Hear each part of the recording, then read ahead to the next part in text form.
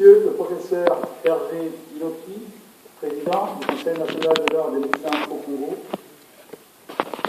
Messieurs les professeurs, chers maîtres, venant de différents horizons, dont notre chère mère patrie, le Congo.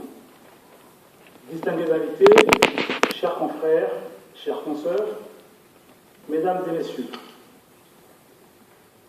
permettez-moi, en premier lieu, de vous souhaiter à tous la bienvenue parmi nous et de vous dire combien nous sommes touchés de vous compter parmi nos distingués invités, et ce d'autant plus que vous avez dû braver de nombreux obstacles liés aux grèves des transports aériens et ferroviaires.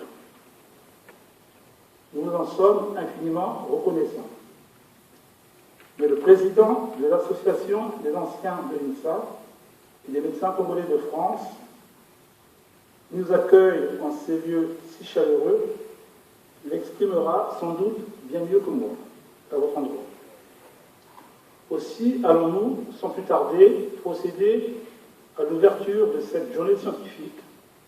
Nous allons donc, à présent, écouter successivement les allocutions de bienvenue du président de l'Association des anciens de l'INSA et des médecins congolais de France, suivi de celle du représentant du maire de notre ville d'accueil, puis de celle du représentant de l'ambassadeur du Congo en France, et enfin, M. le docteur Chaudot nous parlera de l'évolution des concepts de l'AVC avant l'ouverture des travaux. M. Richard Lévy, vous avez la parole pour votre mot de circonstance.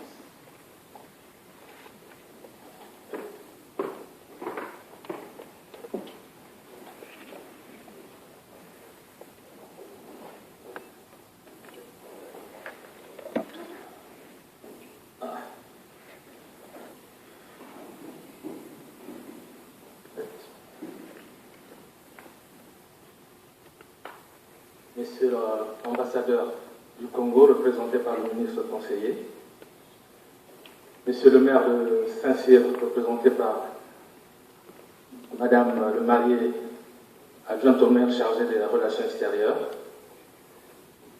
Mesdames et Messieurs, chacun en vos titres et qualités, mes chers confrères, je vous souhaite tout d'abord le bonjour au sens littéral du mot, car je ne doute pas une seconde que nous passerons ensemble une excellente journée, à la fois très instructive et amicale.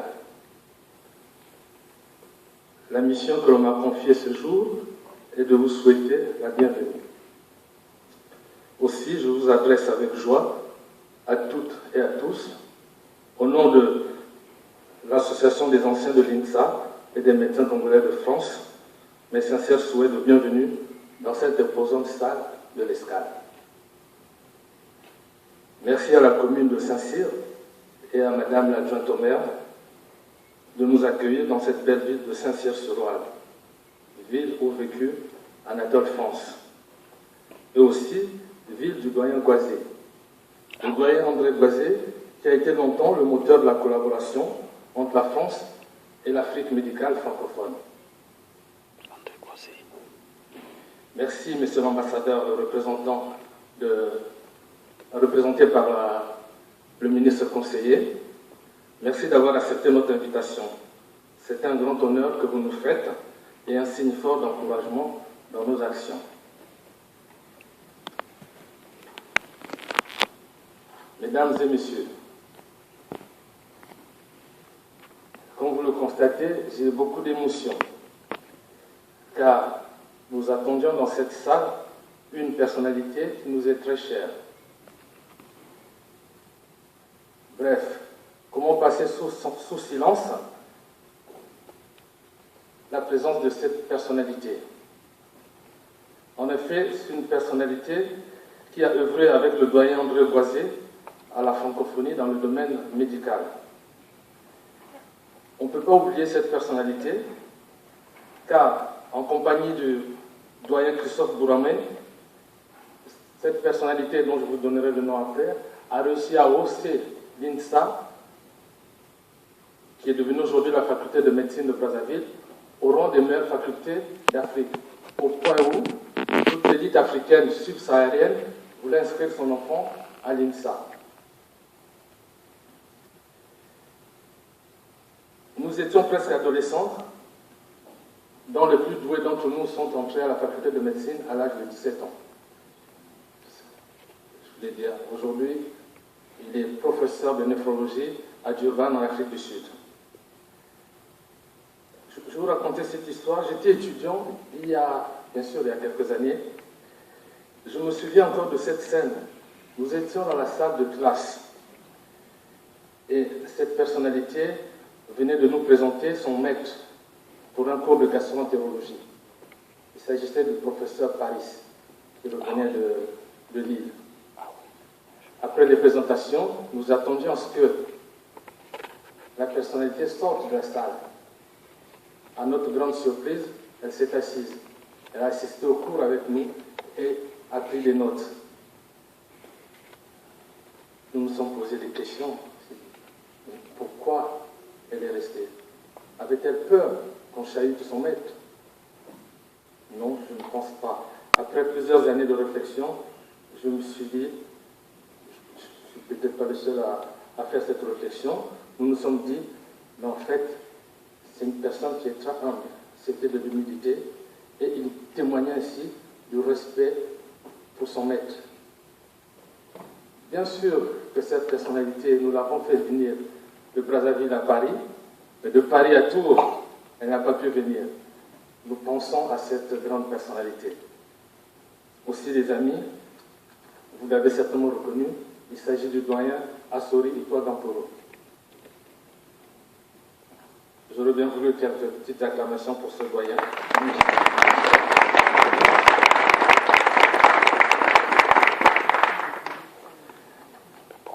Je veux également adresser mes plus vifs remerciements aux éminents conférenciers qui ont répondu présents à notre invitation, car certains sont venus de très loin, de Lyon, d'autres de Mont-de-Marsan. D'autres orateurs sont mes collègues, mes amis, mon chef de service du CHU de Tours, avec qui je partage le quotidien des émotions de nos vies de soignants. Merci à tous de l'effort que vous faites pour mettre vos connaissances et votre expérience en partage et à notre portée.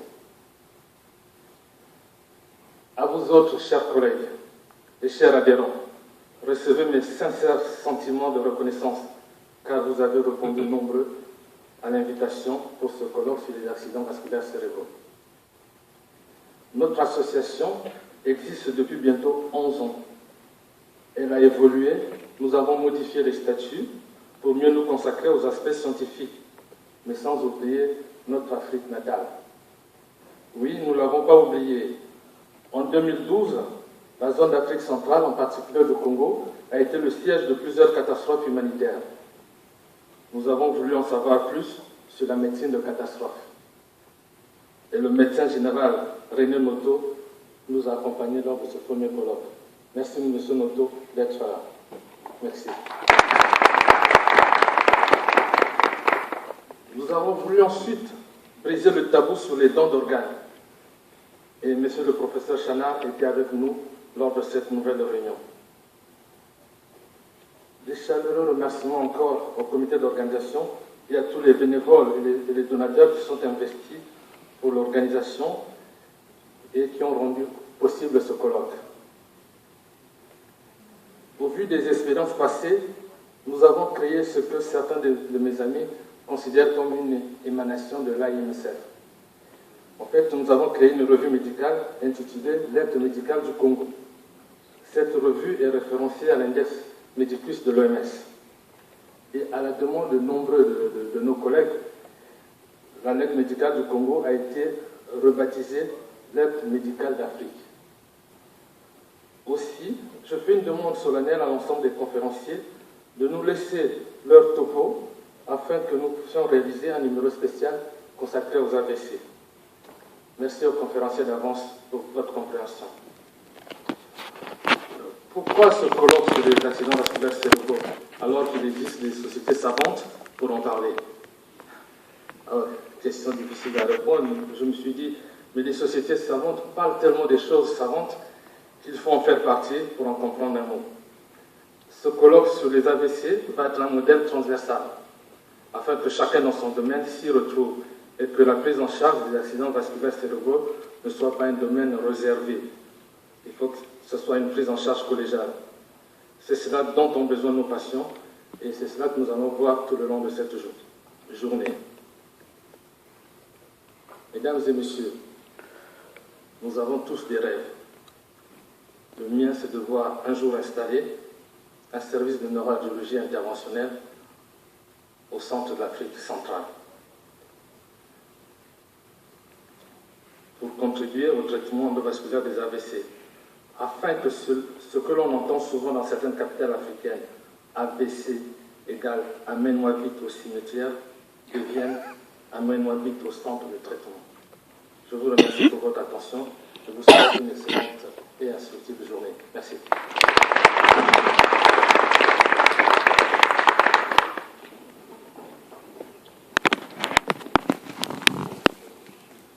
Monsieur le ministre conseiller, vous avez la parole.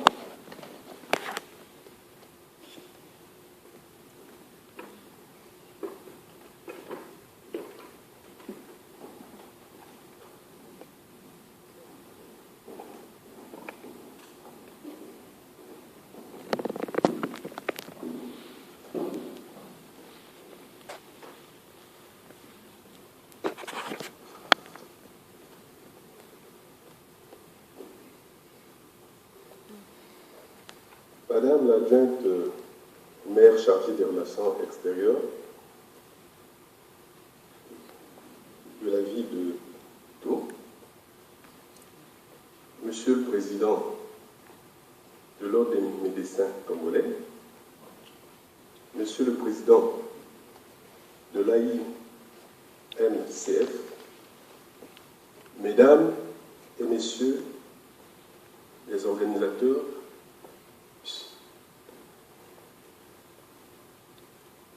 chers compatriotes, je voudrais tout d'abord vous remercier pour l'invitation que vous avez bien voulu adresser à son Excellence M. Rodolphe Adada, ambassadeur de la République du Congo en France. Lui-même aurait bien voulu participer à cette rencontre et vous exprimer de vive voix ses sentiments. Toutefois, il m'a chargé de saluer chaleureusement chacun d'entre vous, et particulièrement les icônes de la médecine, les icônes congolaises de la médecine, vos formateurs, vos aînés, les professeurs Iloki et Atipo, dont les talents font la fierté de notre pays. Il m'a recommandé aussi de vous exprimer tout son soutien à votre association. Il sera honoré de recevoir les conclusions de cette session qui porte, au-delà de la célébration de l'anniversaire de votre association, sur une problématique autour d'un sujet qui interpelle chacun de nous. Force est de souligner ici que l'initiative adressée à l'ambassade du Congo en France s'inscrit bien dans l'esprit de communion que son Excellence, Monsieur l'ambassadeur, entend insuffler dans les rapports avec l'ensemble des compatriotes vivant en France, pour qu'ensemble, nous puissions porter toujours plus haut le flambeau de la République où que nous nous trouvions. De toute évidence, la santé et votre secteur d'activité constituent un capital précieux qu'il convient d'alimenter sans cesse avec de bonnes actions pour prévenir des situations dramatiques. L'intérêt et la considération de votre association aux questions de santé publique s'exprime aujourd'hui à travers le thème que vous avez choisi pour cette rencontre scientifique de discussion et d'échange de bonnes pratiques, à savoir accident vasculaire, cérébral aigu, état actuel et perspective. Professionnels de la santé, vous le savez, les données mondiales mises à disposition sur cette question de santé publique sont, loin s'en faut, si alarmantes, et notre pays, le Congo, est particulièrement concerné. En effet, la grande majorité des malades congolais évacués en France le sont du fait de cette affection neurologique. Il apparaît aussi que la prise en charge de ces malades est très onéreuse, complexe et fait appel à plusieurs interventions difficiles à gérer. De même, l'impact des accidents cardiovasculaires cérébraux est si perceptible qu'il devient urgent de s'y pencher avec sérieux, avec tous les moyens pour y remédier. L'honneur revient à votre association d'avoir pris cette initiative d'organiser cette session afin de réfléchir ou mieux informer et sensibiliser la communauté congolaise de France sur les effets de cette pathologie. Il s'agit là de premières actions qui devront s'étendre, nous l'espérons, au Congo. Puissent donc vos travaux faire éclore des initiatives fécondes, exploitables, qui pourraient être bénéfiques pour le bien-être de tous. Je vous remercie.